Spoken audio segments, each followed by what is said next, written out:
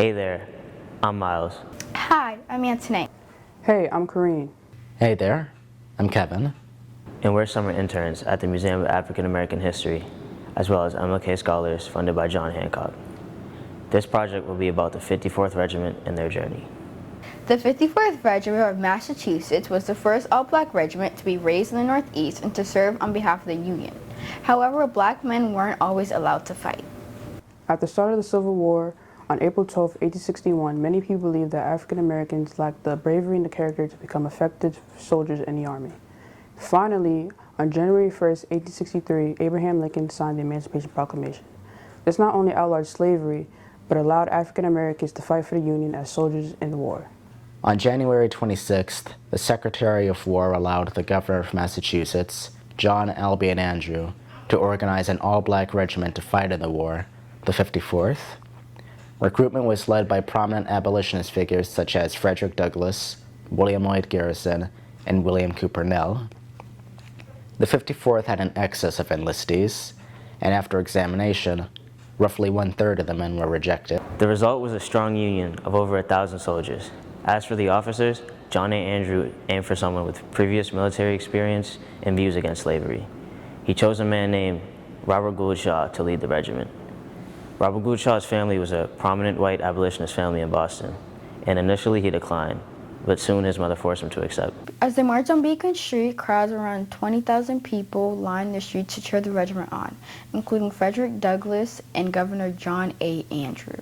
In this video, we will present our stop-motion animation that will recreate the first departure of the 54th Regiment from Boston and take us to their climactic showdown against the Confederate Army in the Second Battle of Fort Wagner.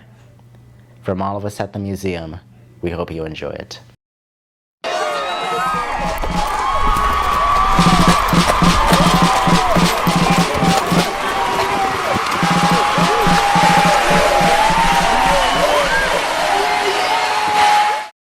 A letter by Robert Gould Shaw. We have got thus far on our voyage without accident, excepting the loss of Major Hallowell's mare, which died this morning and was consigned to the sea.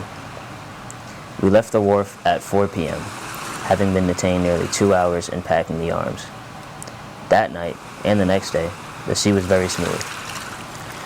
But Friday evening the wind rose, and before long we had a very seasick cargo. Since then, we have been rolling and pitching very steadily. I myself have not been ill at all, so I have done nothing but think over the events of these past 3 months. You would hardly believe that we have very little trouble in keeping the men's quarters clean, and that the air there is perfectly good. The men behave very well. In fact, they have so much animal spirits that nothing can depress them for any length of time. I heard one man saying, "I felt sick, but I just kept rambling around, and now I'm right well. My 3 horses are perfectly well, though thin."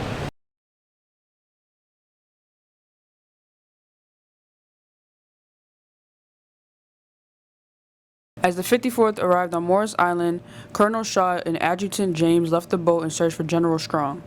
Where is General Strong? General Strong. We've been searching for you.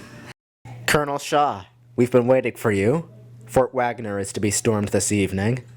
Knowing Shaw's desire to place his men beside white troops, General Strong made an offer. You may lead the column, if you say yes.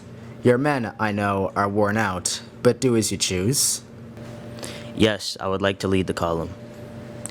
Return to the ship and have Lieutenant Colonel Hallowell bring the 54th. Yes, sir. They then marched on to General Strong's headquarters. On July 18, 1863, the 54th Regiment of Massachusetts led the assault on Fort Wagner on Morris Island, South Carolina. Since it was located on the island, the only way to get to Fort Wagner was a narrow strip of land. Despite this, the Union had information that the attack would go well, though it did not. The Union suffered heavy losses. However, soldiers of the 54th didn't back down. One man named William Carney saw the flag bearer get shot. He proceeded to grab the flag from the flag bearer's body and returned to camp without letting it touch the ground. Even though it was a tactical win for the Confederacy, it was a moral win for the 54th Regiment because it showed they could fight as bravely as their white counterparts and wouldn't back down in the face of battle.